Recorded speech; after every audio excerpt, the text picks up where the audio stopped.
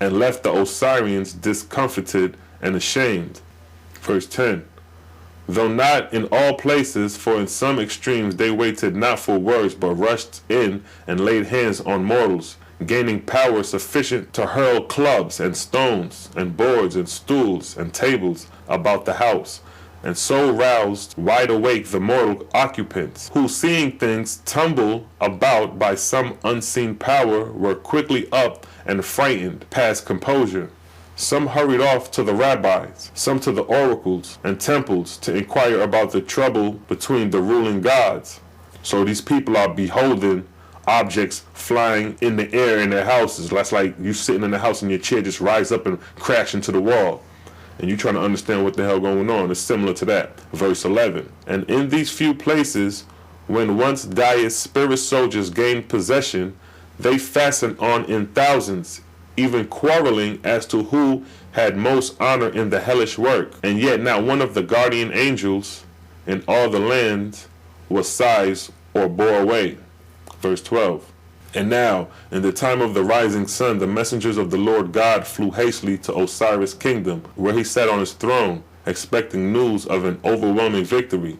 And when they told him of the most pitiful failure, except in some small degree, Osiris raved and swore, By my soul, I swear an everlasting curse, but I will fill all the hells in Hades with these foolhardy guardian angels. Yeah, even though I go down to the earth in person, and with Baal and Ashtaroth go from house to house throughout the world. Verse 13.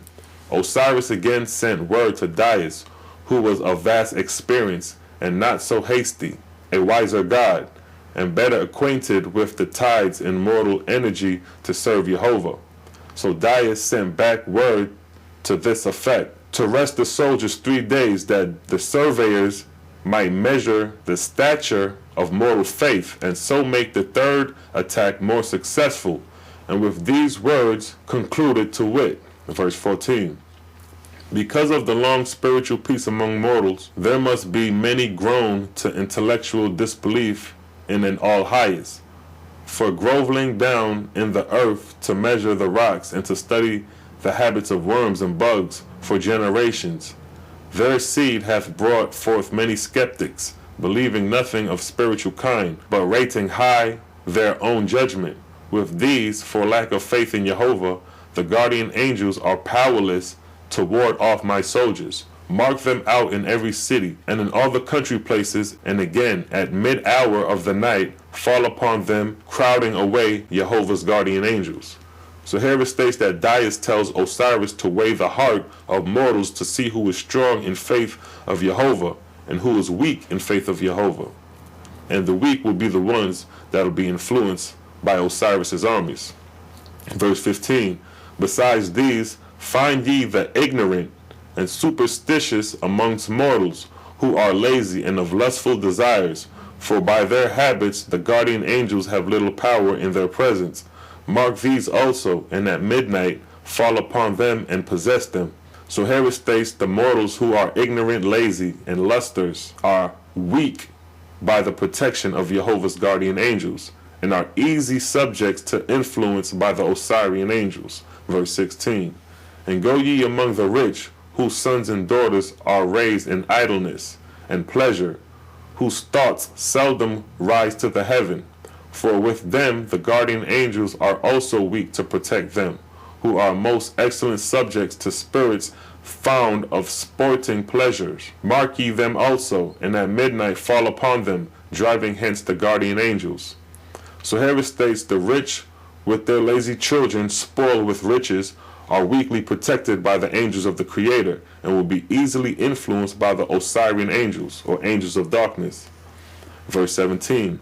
Abandon ye the temples and arks and temples and oracles, and all the strongest, most zealous faithists for the present, except such few as still flatten the head and are dull in judgment, whom ye shall also possess. Verse 18. Thus prepared Osiris, Baal, and Ashtaroth for the third assault of Jehovah's angels, and their millions of groups were kept in constant drill, ready for the work. The first fire and flush of boasting was already gone from them, except of a few, and the serious aspect of a long war stared them in the face. Now here's the third assault raid of Osiris's army. Book of Wars against Jehovah, chapter 22, verse 1 through 10, it states, "And now came the third assault of Osiris' legions of angels, inspired to desperate madness by the harengias of their generals and captains, and every mortal was marked out, and his degree of faith in the Great Spirit known. So the destroyers knew well where to strike effectively." Verse 2, "At midnight again came the Osirians, rushing on, and by force of numbers laid their hands on many mortals, millions, held fast and hurled missiles furiously about the sleeping apartments, to rouse from sleep their mortal victims, who to wake and see no cause for the whirlings, stools and tables, and the terrible noises and blows in every corner of the house, sprang up affrighted and lost as to know what to do. In many places the angels of Dais spoke audibly in the dark, saying, There is but one God, even the Lord your God, great Dais, on the throne of Horeb. Bow down in reverence before him, or destruction and death shall be your doom." So here again it shows how the Osirian angels obsessed mortals in their houses, and the mortals beheld tables, stools, chairs floating in the house, and mortals even heard the angels speaking, convincing them to confess to Dais. And this could be compared today as paranormal activities. Verse 3, "The Osirian angels, gloating in their much success, now filled every house where they had fastened on, and made all such places headquarters for their captains and generals, and thousands and tens of thousands of angels servants, who were proud and boastful, most hilarious in knocks and hideous noises about the house walls." Verse 4, "In many instances the guardian angels were overpowered and crowded off, for because of the small faith and little spirituality in the mortals captured, their power was weak and scattered." So here it shows that mortals who are spiritually weak in the Creator are easily influenced by spirits of darkness. Verse 5, "But not in all cases had the Osirians won, but were in hundreds of thousands of familiars overcome or baffled till the rising sun, which drove them off, leaving the YEHOVAH'S still victorious. But sufficient was the glory unto Osiris and his legions, wherefore messengers were sent to Dais speedily, with most exaggerating tales of the victories won." Verse 6, "In Persia there fell this night 1,200,000 men, women, and children into the clutches of the hosts of Dais, the Lord God, the foes. In Arabia the fallen victims numbered 2,000,000. In Hellas, Canaan, 1,500,000. But not yet had the captured mortals realized what had happened.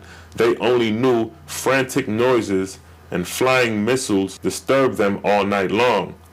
Many rushed forth to the oracles and altars to learn the cause, and to know if in truth the angels of heaven were at war, if God had come, as had been told in the old legends, to afflict mortals. The learned acknowledged not the cause to be angels, but sought for cracks in the wood, or concealed persons, or cats or dogs, the which excited their disbelieving souls, so they proclaimed before all men each spiritual wonder 100 times magnified."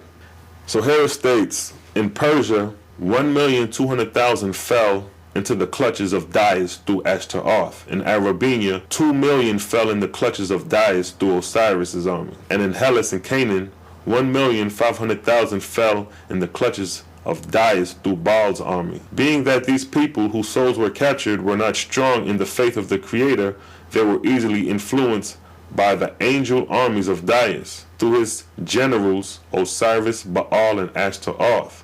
Notice it stated that the captured mortals had no idea as to what was going on. So these mortals had no clue that there were angels fighting for guardianships for their souls.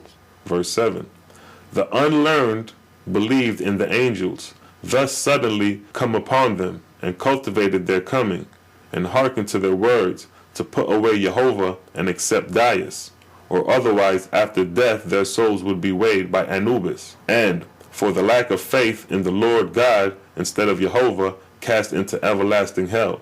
So here it states that the unlearned believed in the angels of Dais and hearkened to their voices, and these are the first fruit of mortals to carry out Dai's will on earth. Verse 8. And such mortals, willing tools to follow Spirit's advice instead of Jehovah's light within their own souls, were led through the Anubian ceremonies, but malformed by substituting words to glorify Dais and Osiris, his so-called son. So here the mortals who obey the angels of Dais were initiated in the rites and ceremonies of Anubis, and we see this in Kemet, where Anubis is the jackal-headed god associated with mummification and the afterlife,